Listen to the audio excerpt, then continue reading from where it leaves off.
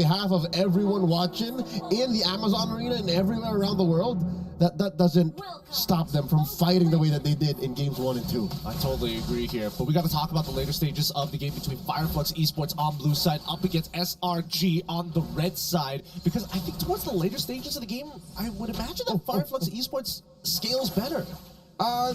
Yeah, I mean, mainly because Rosa can actually pull out 2 feathered airstrikes between engages.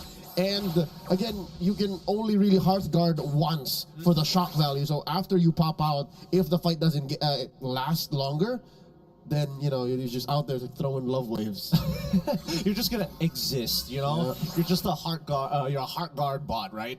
Everything after that is just a bonus. For the time being, let's have a look at the Mlbb so far, because it looks like Alien is going to take a more defensive approach with common Mlbb, making sure that he has plenty of armor to keep himself alive on top of the tenacity. Something to note as well, the triumphant return of Lapu Lapu, who isn't like in the top 3 XP laners right now, but he's what you need when you're trying to stop Rosa from, you know, throwing out those volleys of magic damage. Tianzi playing footsies against Sekais, Yumes, and Stormy. Here comes the response.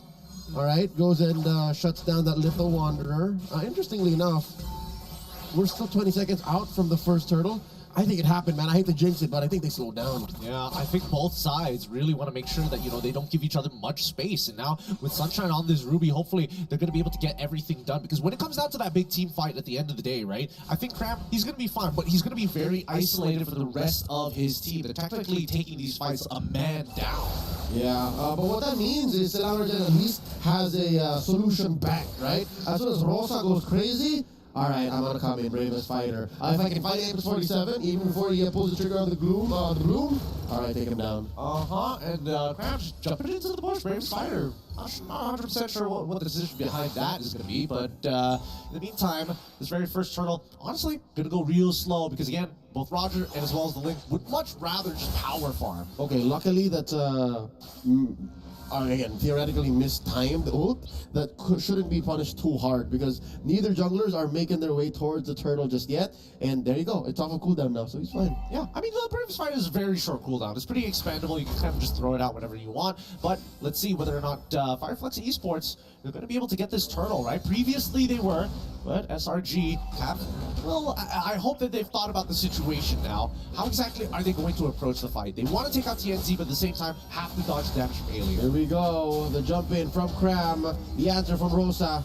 Flicker back after the third airstrike. No one home. Into the pool from Sunshine. They back off. Again, folks, note that this is indeed a side lane Ruby. So the true cores for Fireflux Esports now is, again, in true rope-a-dope fashion, as Fireflux likes to do it, now TNZ and Rosa. It's not Sunshine and Rosa. They're taking their time with this, both sides. Hopefully, good reaction time from TNZ. Whoa! All right.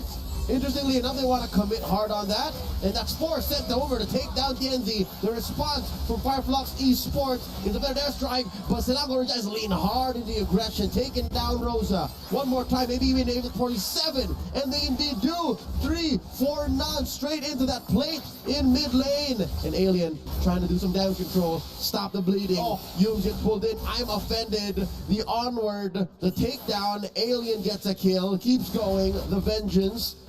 All right, Fireflux Esports out of their breath here. Oh, another one! Stormy solo! This is one basic, and the blazing duet. Can Alien survive? The answer is yes. Feather strike, pushing back SRG. I'm glad that both teams' tendencies is to continuously trade. Although I will say that SRG did find a chink in the armor here, because once they guaranteed the engage onto TNZ's side, they knew for a fact that Rosa does not have his flicker just yet, so they could run him down. And we know that Florin is going to need a lot of time to get to that late game stage before her heals are extremely relevant. All right, it's true that these teams are taking it slow, but when the fight can begin, when the fight happens, they will not let go. They are not shy to lean hard into it. But with that said, Selangor Giants now up by about 2,000 gold, 5 minutes in, turtles spawning in the upper quarter. interestingly enough, I don't know how this 1-3-1 setup for Fireflux is going to go, man. It changed their dynamics so much. It does. It makes them very reliant on their battle spells to get a majority of things done, right? Even when you're looking for those big engages, alien, problem, unless somebody face checks a bush and, well, it happens. But at this point of time, hopefully SRG recognize that they can honestly play as slow as they want to, but as soon as they find that very first kill, it's about how much gold you get against Fireflux Esports when it comes down to their economy, whether it's jungle camps, ideally when it comes down to neutral objectives. Luckily, Fireflux Esports, despite, stepping up to get into these fights, aren't letting go of that prime objective, that prime priority here in the early game is to farm up. You're going to get some items on you, because good news for Alien is he already built his Thunderbelt, so he can just start getting the enhanced basic attack, smacking his opponents, and building up those hybrid defense stacks. Yeah, I think I'm pretty sure that Alien is going to go with the same build that it did in the previous game. Thunderbelt into the Queen's Wings, and then eventually maybe even into the Oracle. But for now, let's see whether or not Yomes is going to find that engage. All right, Turtle secured here by SRG. Whoa. And the knock-up, forcing a response here. Tempest of Blades now. Heartguard going to be cast. Sakai says, never mind, I am safe. SRG happy with a major objective pickup, now approaching 3K ahead. Yeah, no disrespect from both of these teams, right? Really playing it slow. Okay, it's just a small objective, not the end of the world. As long as our structures are up, maybe we can do something with that. Because these rotations are basically man-to-man defense from both sides, right? If somebody leaves the lane, we have to follow. Which is, again, despite it sounding counterintuitive, the man-to-man defense against a 4v5 with the Angela inside one of them is actually the winning combination. Up top, Alien going 1v3. You, Stormy, and Crab want to fight, forcing out a flicker from Alien for his going good. Okay, that's not too bad. Now bottom. The stun on Innocent. How far can they dive? In goes TNZ. Tempest of Blaze knocking up TNZ. He's taken down. Sunshine takes a few hits. In comes Sakai from the back. And Sunshine healing up a bit, but no, there's not much Apex 47 can do. SRG trade out. Man, I love it. I love the micro mechanics there, because Stormy, he knows who exactly he wants to give that heart card to, but he doesn't want to put the indicator on top of the person, right? Which is very visible to everybody on the map. So you can see that even Tanzi is like, oh, they probably have it, but there's a good chance that it might be able to get the execute before that happens. They're weaponizing the information. They don't want to give Fireflux Esports that level of a tell. And now here we go. Sakais goes for the Grand Theft Orange. Pushing in mid. That was just Cram and Yums and Cram. Now the answer, their strike.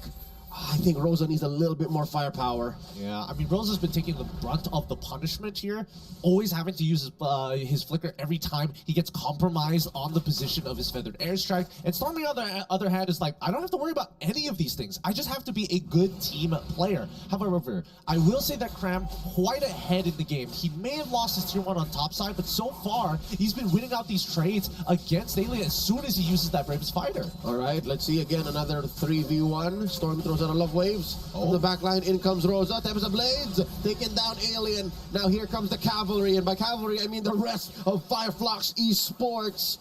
All right, deterring any further aggression. All this while, SRG was just bursting down the Lord. They got even us distracted. Oh man, great diversion here. It's like, I'm gonna dive, I'm gonna look maybe to take this tier 1, but at the same time, oh wait. I'm offended. Crab, can he survive? Damage reduction and iframes in check. Yes, the answer. Continue, Gideon. Yes, these diversion plays, it's great, because now it's like SRG saying, we've learned from the previous game, you gave us 2-prong attacks, and worst yet, our draft didn't exactly give us answers. Oh my goodness, where did he go? Wait, how far ahead is Innocent? Got the 2-man onward Earth Shatter, and then the rest was history. Tempest of Blaze defensively out.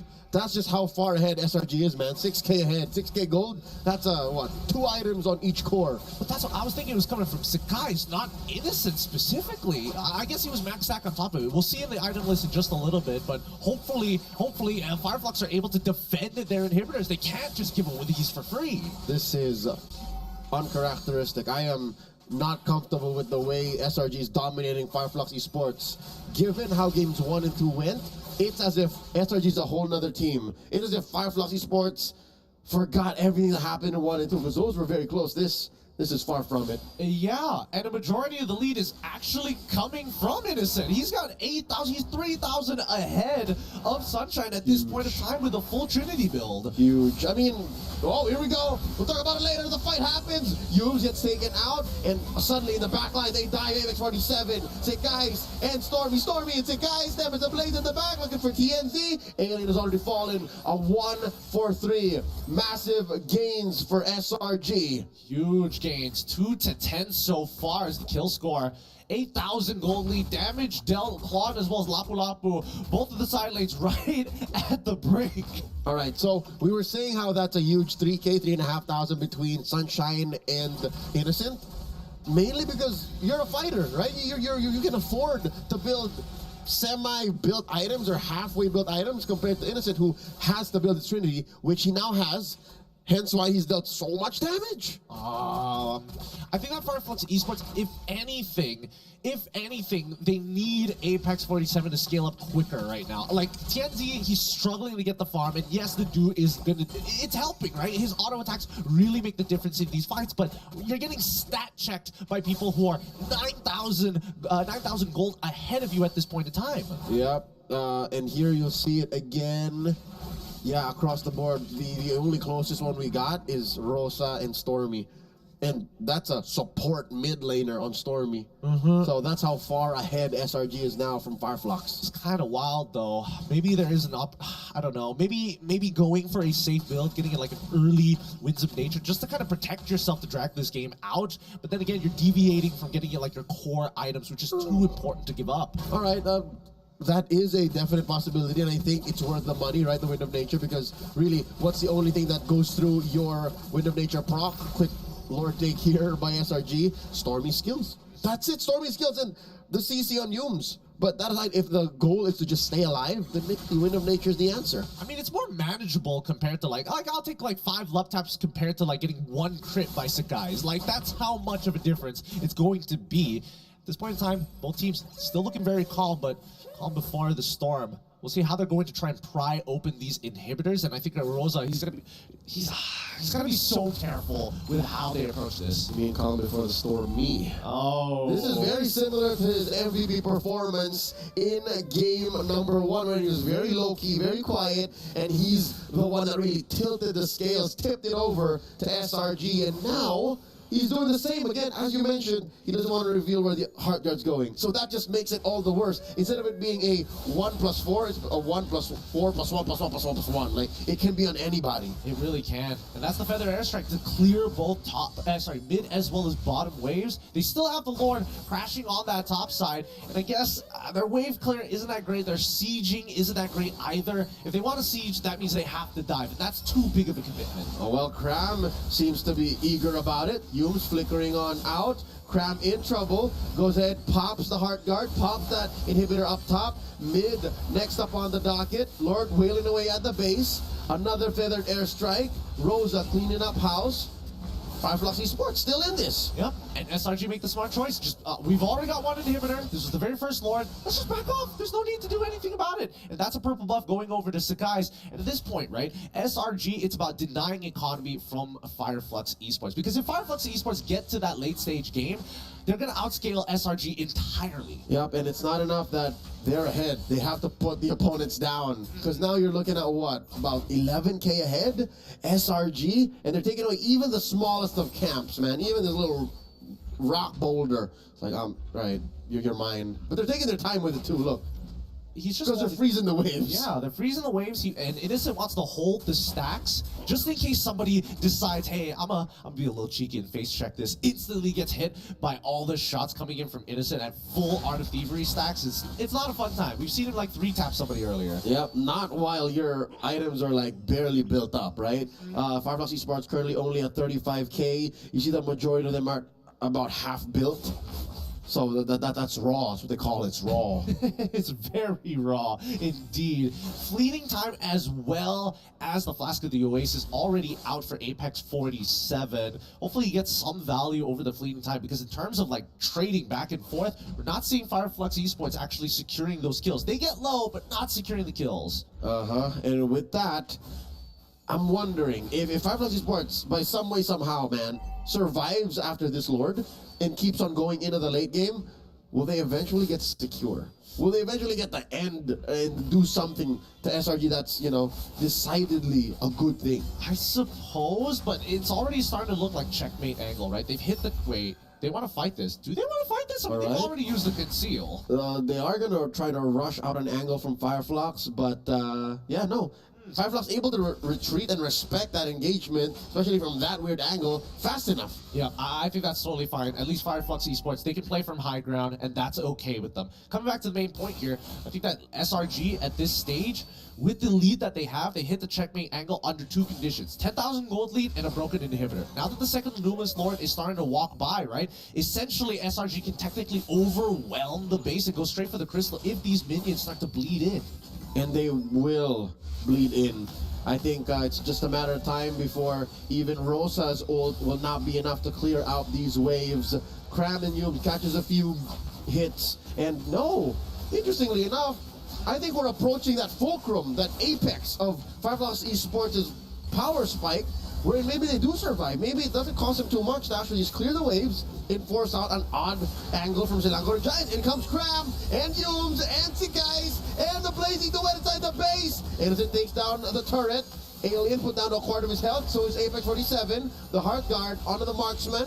They keep on going, clearing the waves. Fireflux Esports still alive. Honestly, great stuff from Fireflux Esports. I knew that they had decent high ground defense, but better yet, if SRG tries to do some funky business, trying to get overly aggressive, starts to overextend their hand, that's when you see Fireflux snap back at them. That's why Sunshine is so very important, as well as Alien to kind of follow up upon each other while generating space for Tianzi and Rosa. And it's not like anything changed. I mean, there's still a gaping 11k, 12k gold lead for SRG. Nobody died, and it's not like they got anything changed in their kit. But wait, here we go. A concealed play from Yums, trying to spot out Alien, answers the final slash. The Heart Guard in the back line, the feathered airstrike from Rosa. And now they're jumping back with the Heart Guard is going to keep Sakai's alive as they disengage from this fight. I mean, unless we're seeing something aggressive from TNZ, despite having to do, I don't think he wants to go further than this.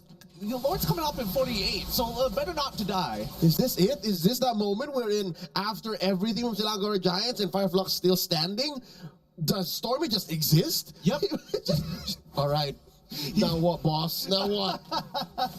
I mean, it's the wallflower time, right? You're just kind of there, right? You're out healed. You're out healed by Apex 47, and at this point, Fireflux have stabilized. The only disadvantage that they have is the fact that they're missing 2 inhibitors and they have to constantly deal with that. A timing of which SRG can take away the Lord, but they still struggle to close out these games. Hey, as long as you maintain your wave management, the sins of the past should not haunt you in the present, okay? Because these fights, again, clearly Fireflux Esports is now playing with fire. They're now hitting a power spike where SRG have to respect them, and I guess the keyword here is sustain. They're able to out-sustain these initial engagement. And now look, they're thinking to contest. I didn't think we would see this not so soon. I mean, 18 minutes is approaching the ultra late game, but this took a while. It took a very long time. And that's why Yums is just absorbing the damage while Innocent is maintaining his stacks. Oh, the flicker onward, Earth Shatter combo. Sunshine answers back. Blazing the Wit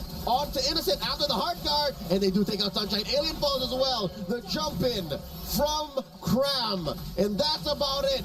Oh. TNZ falls as well, and it's just Rosa standing left. The Queen shall soon see the base fall because SRG have set up a wave in mid and in top.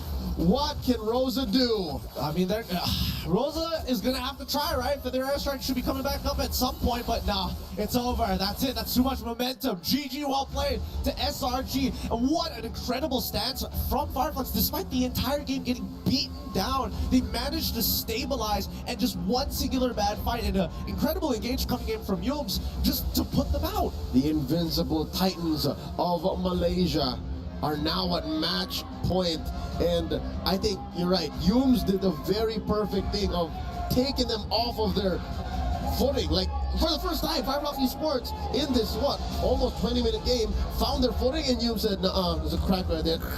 Like that moment between Bruce Wayne and Ducard from Batman Begins 2003. Ooh, Ooh, that's a hot reference there. That's a hot reference. I was gonna say maybe even leg sweep, but that's way better to describe it.